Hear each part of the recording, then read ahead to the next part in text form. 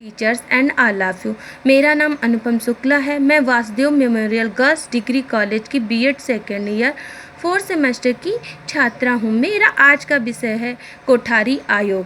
कोठारी आयोग सन 1964 में भारत की केंद्रीय सरकार डॉक्टर दौलत सिंह कोठारी की अध्यक्षता में स्कूली शिक्षा को नया आकार, नई दिशा तथा नई शिक्षा की नीतियों को सुधार के लिए एक आयोग का गठन किया गया। इसे कोठारी आयोग के नाम से जाना जाता है। डॉक्टर कोठारी उस समय हिंदू विश्वविद्यालय के अनुदान के अध्यक्ष थे। आयोग ने भारतीय स्कूल शिक्षा की गहन समीक्षा प्रस्तुत की, जो भारत के शिक्षा के इतिहास में आज भी गहन अध्ययन माना जाता है। कोठारी आयोग 1964 या 66 या राष्ट्रीय शिक्षा आयोग, कोठारी आयोग को राष्ट्रीय शिक्षा आयोग के नाम से भी जाना जाता है, जो कि पहला शिक्षा आयोग था जिसमें अपनी रिपोर्ट में सामाजिक बदलाव को ध्यान में रखते हुए कुछ ठोस कदम उठाए गए थे तथा उन्हीं के लिए कुछ सुझाव दिए गए थे। शिक्षा की नीतियों में बदलाव करने के लिए तथा उन्हें सुधार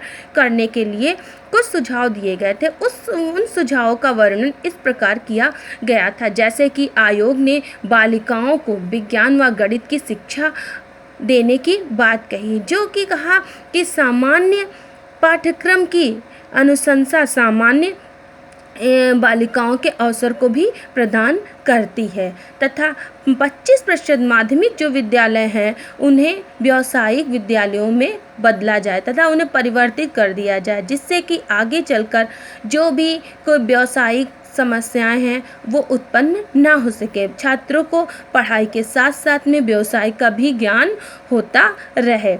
कृषि पर भी जोर दिया गया कि विद्यालय के विषयों में कृषि विषय को भी शामिल किया जाए। 1 से 3 वर्ष प्राथमिक शिक्षा दी जाए। 1 से 3 वर्ष के जो छात्र उन्हें सिर्फ प्राथमिक शिक्षा दी जाए तथा जो हमारे शिक्षक थे उनकी व्यावसायिक और व्यवहारिक मनोनीति को सुधारना था।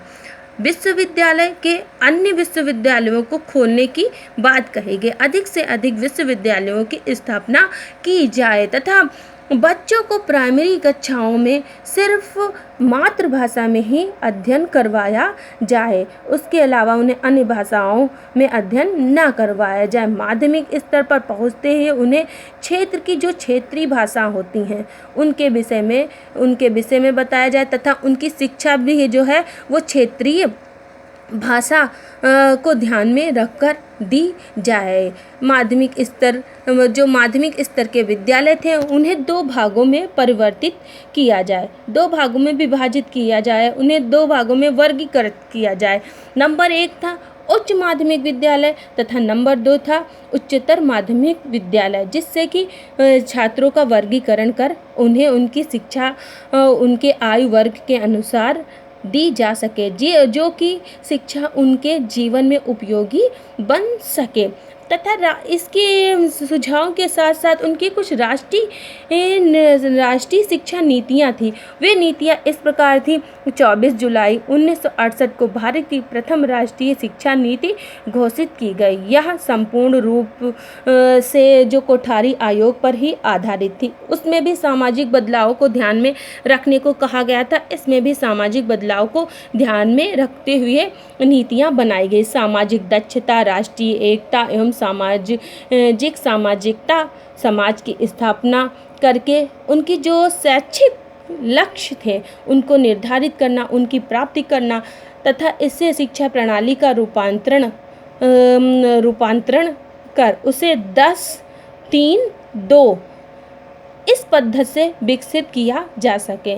हिंदी संपर्क भाषा के रूप में विकास कर हिंदी में शिक्षा का प्रचलन किया जाए तथा सामान्यतः प्रयास था कि विज्ञान तथा जो गणित थे उन पर अधिक बल दिया जाए, विज्ञान व तकनीकी शिक्षा पर बल दिया जाए तथा नैतिक व सामाजिक मूल्यों का विकास किया जाए, जिससे कि जो छात्रों का आगे का भविष्य है उसे सुधारा जा सके, शिक्षा के मूल्यों को समझा जा सके। तकनीक की शिक्षा पर बल देते हुए उन्हें आगे की व्यावसायिक शिक्षा के लिए तैयार किया जा सके तथा सामान्यता का प्रयास किया जा सके। जो नैतिक व सामाजिक मूल्य थे उनका विकास कर उन पर जोर दिया जाए, जिससे कि वो भावी जीवन में अपनी शिक्षा का महत्व समझते हुए अपने जीवन को सफल बना सके तथा जीवन को नई दिशा में ले जा सके तथा व्यावसायिक क्षेत्र को भी वर्गीकृत कर व्यावसायिक क्षेत्र में भी स्वयं को वर्गीकृत जो उनके विषय के अनुकूल विषय हो उसे प्राप्त किया जा सके तथा नए विश्वविद्यालयों की जो स्थापना थी उसमें भी उनके आयु वर्ग के हिसाब से तथा उनकी शैक्षिक योग्यता के हिसाब से विषयों का गठन किया जाए। धन्यवाद।